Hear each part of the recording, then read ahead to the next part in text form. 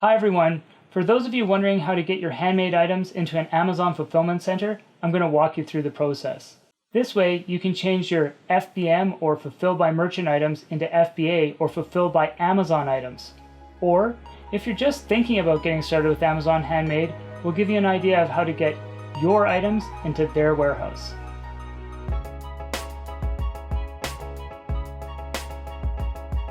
Hello, I'm Tanner, and if you haven't seen our channel before, my wife Amy and I are full-time artists who make a wide range of crafts with a variety of different techniques. Our channel is filled with craft tutorials and how to get started selling your work. We hope you'll join us on our channel, and please leave any questions in the comments below. Amy and I started selling our work in 2015 on Amazon Handmade, but the FBA process was a little confusing and intimidating, so we didn't start using FBA until later. Now that we know the process, we're going to share the basics here, and so hopefully you can get started as well. In case you happen to live in a city that has a fulfillment center and have always wondered if you can just drop off your items there, no, you can't, even if you only live 5 minutes down the street. There are probably lots of reasons why you can't. However, these are some that I know of. Often your item will be sent to a warehouse based on how much space they have, what the warehouse specializes in, and occasionally your shipment is broken apart and sent to multiple warehouses. Even if it's going to your local warehouse, you still can't drop it off because it has to go through the right channels, directly from the shipping company to get to its final spot on the shelf. You're probably thinking you won't be able to send in custom orders, but if you have a popular color of an item, make a new listing with just that color and send only that color in.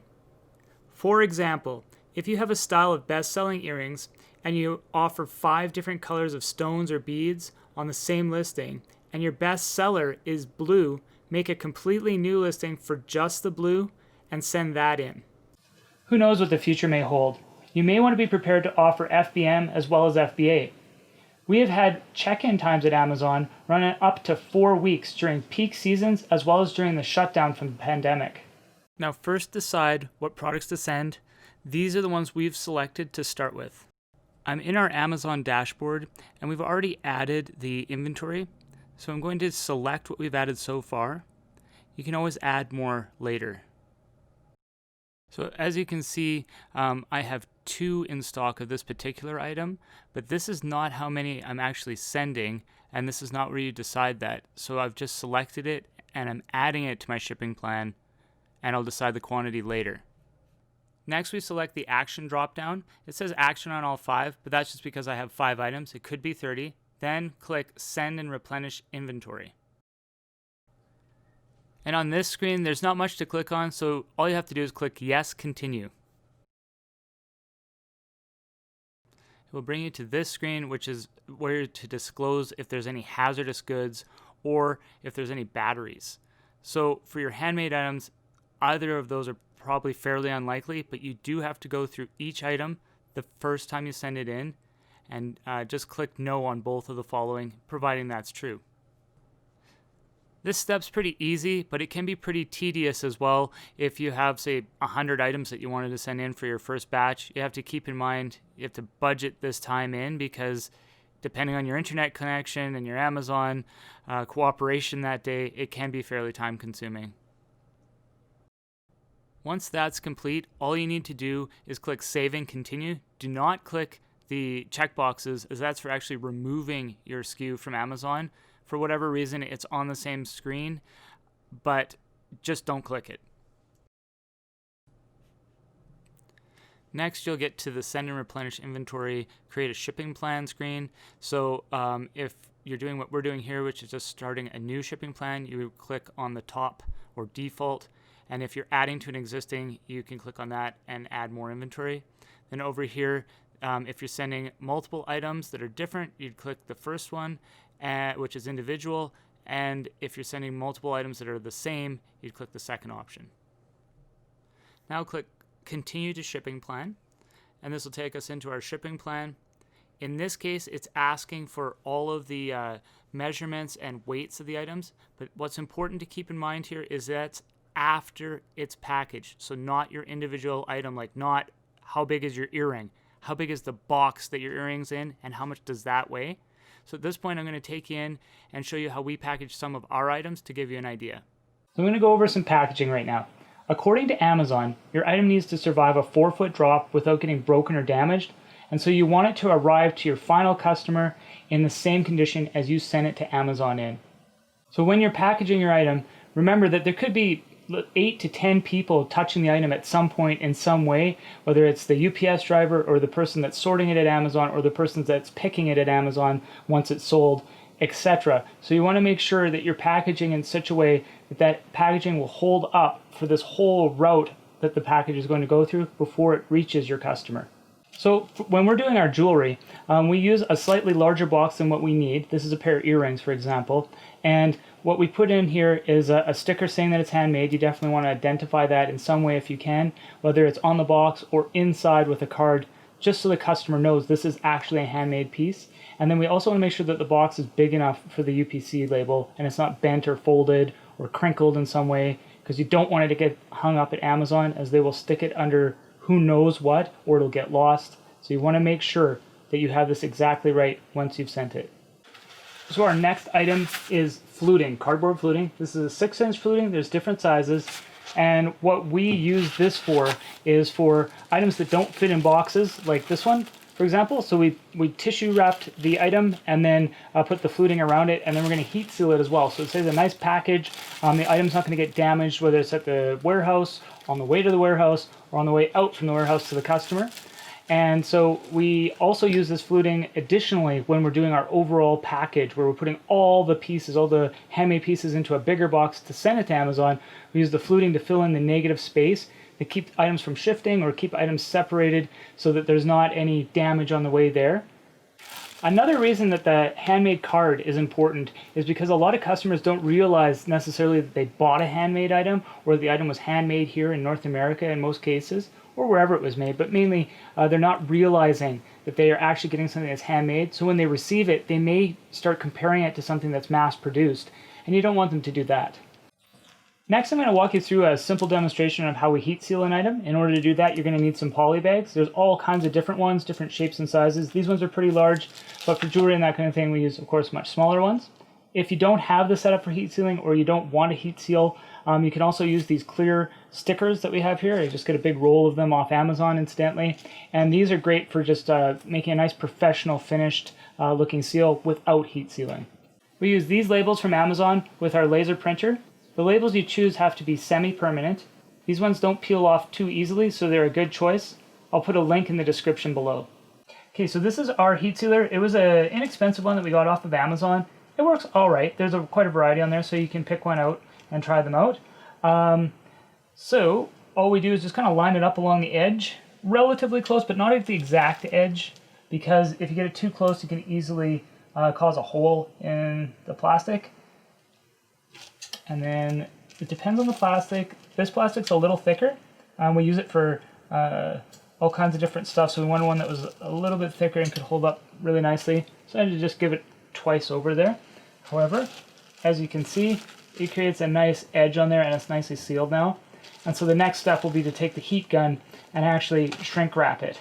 Here's a smaller one. As you can see, the plastic is a different color. It's got kind of a blue hue to this one. So this is a totally different one that we use for the smaller boxes. I think these were actually maybe made for CDs or something, like some sort of media like that.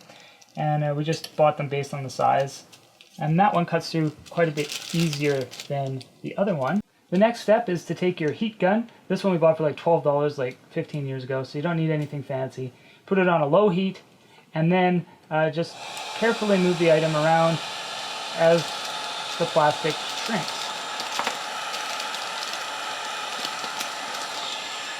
Move it back and forth. You want to do your best to avoid burning a hole in there. It's not the end of the world. Worst case scenario, you have to redo it. And I just want to make sure that the UPC is very clear for scanning. And try to make it look as nice as possible. But in the end, just trying to make sure that the item all stays together. Here's a nice package. I'm just doing a light job on this one to secure the edges on it.